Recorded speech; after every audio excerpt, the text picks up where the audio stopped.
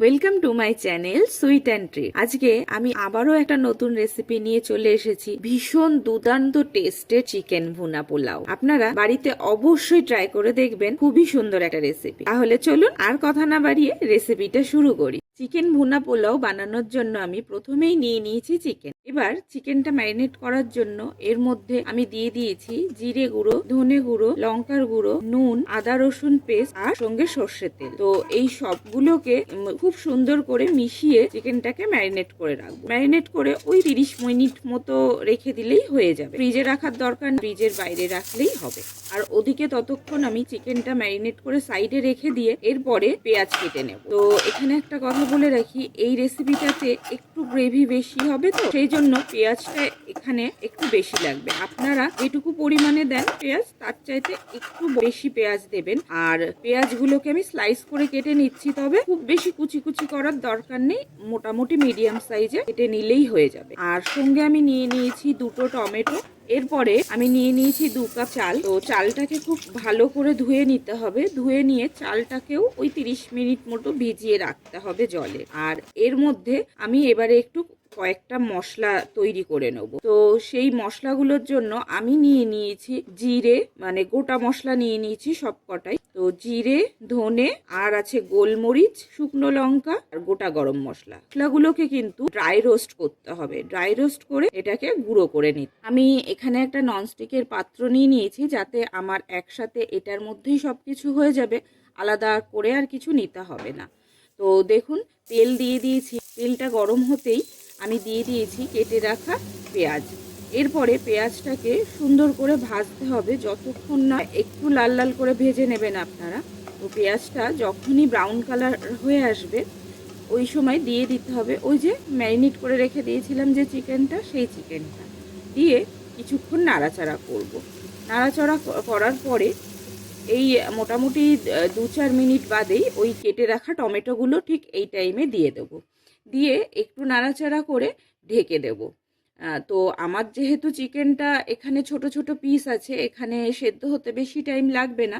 আপনারা পুরো চিকেনটাই ঢেকে ঢেকে রান্না করলে ভালো হবে। তো এইবারে চিকেনটাকে ভালো করে কষিয়ে নেব। আর যতক্ষণ না জল কমে আসে, ঢেকে ঢেকেই রান্না করছি। এরপরে একদম যখন জলটা কমে এসেছে, আমি দিয়ে দেবো সেই যে মশলা করে রেখেছিলাম, রেডি করে রেখেছিলাম ভুনা মশলা, ওইটাই আমি দিয়ে দেবো এই কষার মাঝখানে। দিয়ে আবার চিকেনটাকে কিন্তু নাড়তে থাকবো। তবে এই সময় আমি আর ঢাকা দেব না, এটাকেই নাড়তে থাকবো। এই সময়ই চিকেনটা এত স্মেলটা দারুণ আসছে যে এটা আপনারা শুধু রুটি বা পরোটা দিয়েও বা কোনো রাইসের কোনো একটা রেসিপি দিয়েও আপনারা কিন্তু এই পর্যায়েও চিকেনটা খেতে পারেন। তো যাই হোক, এইভাবেই দেখুন চিকেনটা তেলটা ছেড়ে এসেছে। আর এই সময় চিকেনটা আমি এবারে নামিয়ে নেব।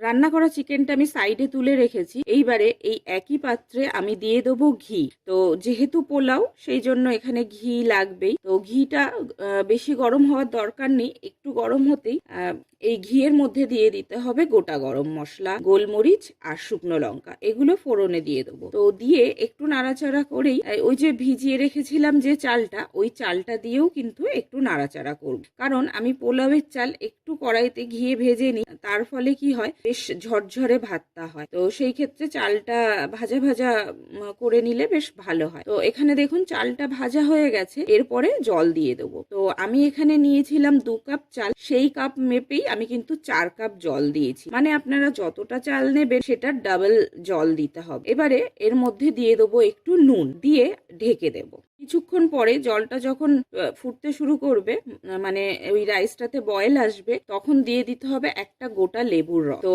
এরপরে লেবুর রসটা দিয়ে আর কিন্তু ঢাকবো না, কারণ ঢাকলে এরপরে চালটা বেশি গলে গিয়ে ওই জমাট বেঁধে যেতে পারে। আমারও হয়ে এসেছে।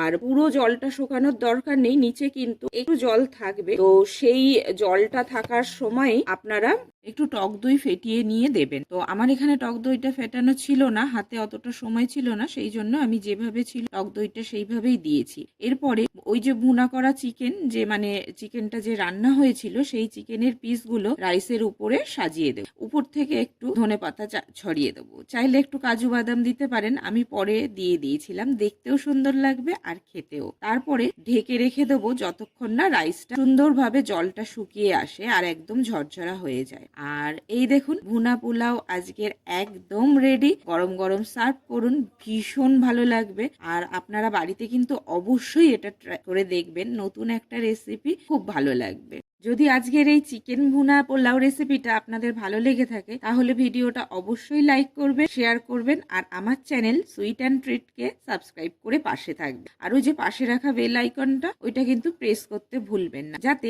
আমার নতুন নতুন রেসিপির নোটিফিকেশন আপনারা সবার আগে পেয়ে যান। আজকের মতো এখানেই শেষ করছি। সবাই ভালো থাকবেন, সুস্থ থাকবেন। দেখা হচ্ছে আবার নতুন খুব সুন্দর টেস্টি একটা রেসিপি নিয়ে। Thanks for watching. Bye bye.